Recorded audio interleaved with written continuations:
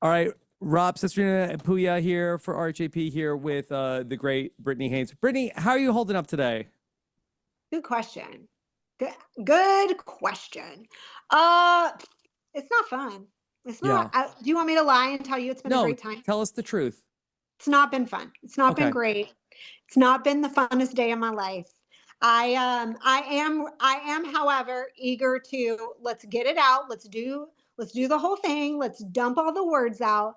And then I can go pick my kids up from school and have my real, like Go my back to real real life. actual, yeah, like Okay. my real actual time. This is something I was thinking about this morning. That do you feel like that had you not been recruited, if you were a faithful, do you think that you would have been one of the people who won the game last night? No, I don't think that my recruitment played into their decision to get rid of me literally at all.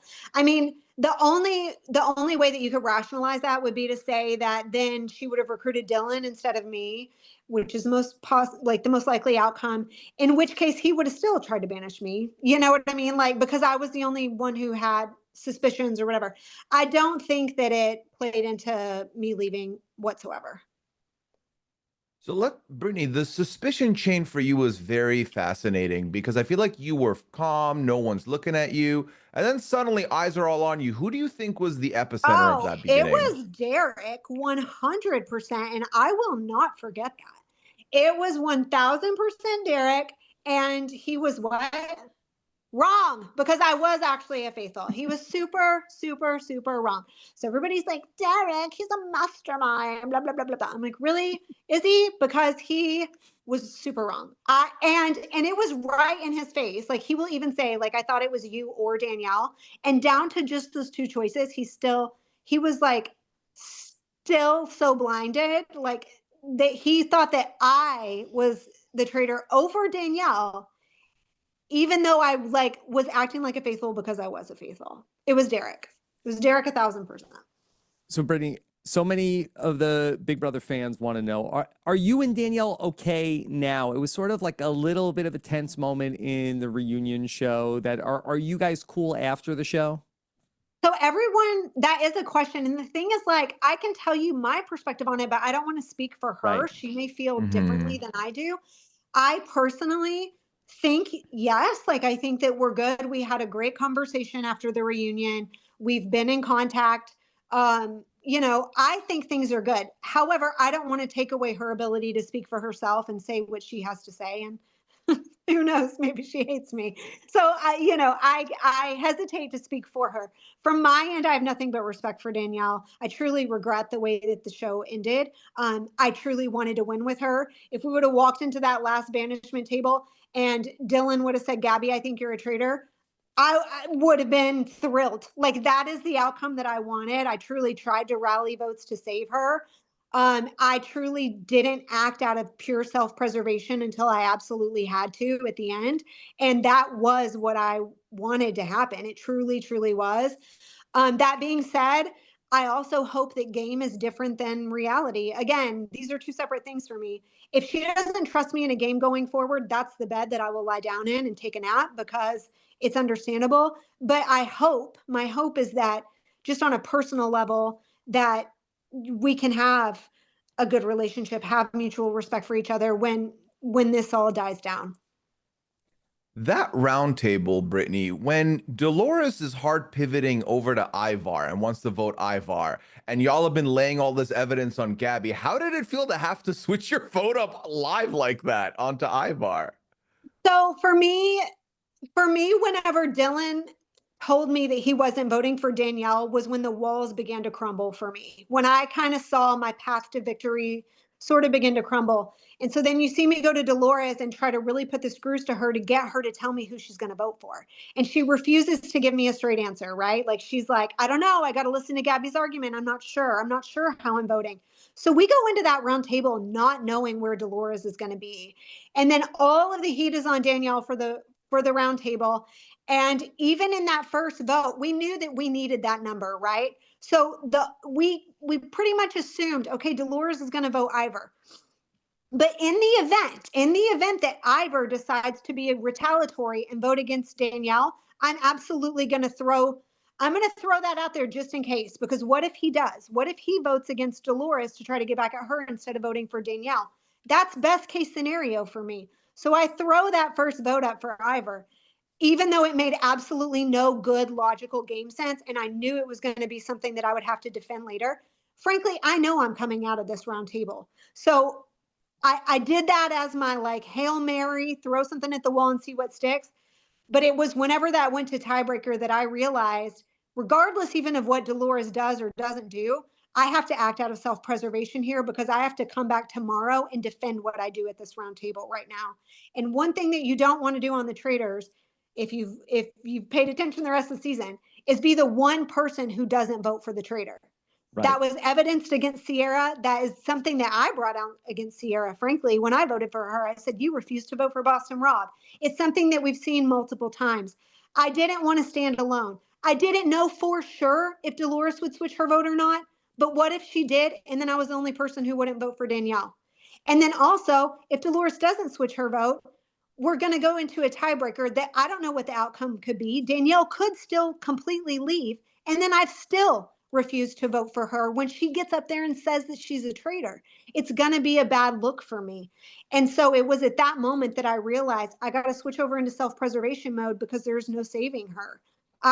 To me, she was dead in the water, and I had to pick up the pieces and try to make the best of it, like on my own, even though that is absolutely never the outcome that I would have wanted to come to the round table. Trust me, when I woke up that morning and we got in the car to go to that mission, and we thought Gabby was going home, oh my God, honeymoon.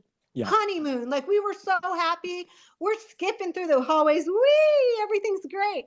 It wasn't until we lost Dylan that it all sort of turned on its head, because he was really pivotal to us having the votes. Brittany, there has been a lot of speculation during the season that, okay, you may have known that by your own deduction that, okay, Right. I think Danielle is a traitor, and I want to stay close to her Yeah. because I think that she's a traitor. Is that what you were thinking in the game? Yeah, absolutely. It was what I was thinking in the game. And so I've been asked the follow-up question of like, well, then how were you going to get her, what were you going to do at the end? The truth is, I did think that Danielle was a traitor, but I saw with my own eyes in real time, everybody catching on to that. So I really felt that her time was limited. I knew she wasn't going to, I didn't believe that she could really make it forever, because people were catching on to what she was doing, and they were Dylan is putting the pieces together. People are connecting the dots. So I kind of saw her fate ultimately in the game, but I was absolutely sure that she was a traitor and she wasn't murdering me. We were in a mutually beneficial relationship. She's not murdering me, and I'm feeding her information, telling her if somebody said her name. I'm working with her. I'm not piling on if anybody talks about her. It was a symbiotic relationship between the two of us. Brittany, you continued your reign of being the queen of the confessional this season, in my opinion. Of Thank you. course. Oh, I appreciate that. Um, I think you're the only one, but I do appreciate it. there are dozens of us, Brittany, and then Oh, I some. love that. At Literally least dozens. Yeah. Yeah. Um, I want to know, who was your favorite to dish out about in the confessionals? Was it Ivar? Was it Tom? it was Ivar, and it was so much. This show is just not confessional heavy. Like, for example, one of the things that would really annoy me was that I would love to talk about after the banishment table, what happened at the banishment table. Literally, they never say it. Like, it never shows. Never. If you go back and watch the episodes, never one time do you get those during the banishment table or post banishment table confessionals. It's like not a thing. And those were some of the times when I would just go crazy. Like, I was super mad at Derrick. I went crazy on him. I was super mad at Boston Rob. I went crazy on him. So like, I in particular loved those. And those never made air, which was so annoying. But then also I would just on my Patreon, they call it a one-sided feud with Ivar, which it totally was. He's so nice. He's so nice. Like, I saw him at the reunion. He's like, Brittany, he's hugging me, he's kissing me. And I'm like, I called you furniture. And that was the nicest thing they showed. Like, like that was possibly like the best case scenario, because I would just light up Ivor for not contributing anything to the game. And yeah, I mean, I just went crazy on him. Yeah. But I mean, I can't. And you know what's funny is that Gabby is obviously really funny, really funny.